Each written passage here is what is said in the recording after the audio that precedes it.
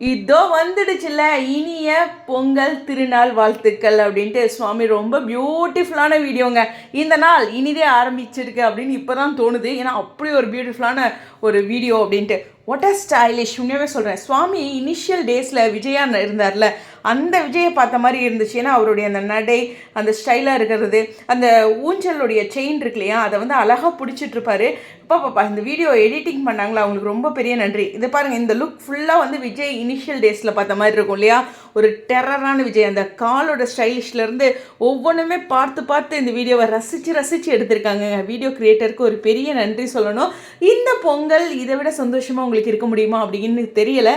ஏன்னா அவ்வளோ ஒரு சந்தோஷத்தை மன நிறைவை கொடுத்துருக்காங்க. ஏன்னா இது இவ்வளோ அதிகப்படியான சொல்கிறேன், அவர் ஜஸ்ட் ஒரு விஷ் தானே போட்டிருக்காரு அப்படின்னு ஒரு சிலர் நினைக்கலாம்.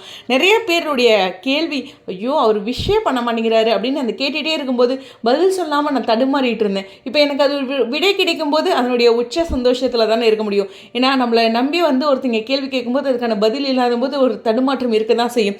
அதனுடைய மனநிறைவு சுவாமியை பார்க்கும்போதே பொதுவாக ஒரு எனர்ஜி கிடைக்கும் இல்லையா. என்னென்னா இருந்தாலும் பொங்கலுக்கு சர்க்கரையே இப்போ தான் கொடுத்த மாதிரி இருந்துச்சு எனக்கு. உண்மையுமே பிரணவ் விஷ் பண்ணால் பிரணவ் கூட இருந்தது ஸ்பெஷல் தான். அது நான் எந்த இடத்துலையும் யாருக்கூடையும் ஈக்குவல் பண்ண விரும்பல.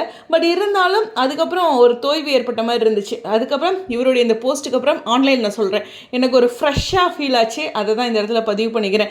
ஸோ அதுதான், கொடுக்க வேண்டியவங்ககிட்ட கிடைக்க வேண்டிய விஷயங்கள் கிடைச்சிதுன்னா சந்தோஷம் வரும். ஸோ இது கண்டிப்பாக விகாக்கான ஒரு ஸ்பெஷல் பொங்கலாக இருக்கும் அப்படிங்கிறது தான். மற்றவங்க யாரெல்லாம் போஸ்ட் பண்ணியிருக்காங்கன்னு பார்க்கவே இல்லைங்க. தலைவர் போஸ்ட் பண்ணாரா, டக்குன்னு ஆன்லைன் வந்தோடனே அந்த ஒரு எனர்ஜி பூஸ்ட் ஆச்சு உங்களுக்கும். ஸோ கண்டிப்பாக உங்களுடைய பொங்கல் இப்போ ஸ்வீட்டாக இருக்கா செக் பண்ணி பாருங்களேன்.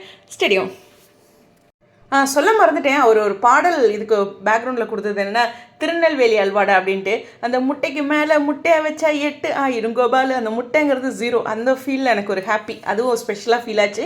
நமக்கும் ஏதோ ஒன்று சொன்ன மாதிரி இல்லையா.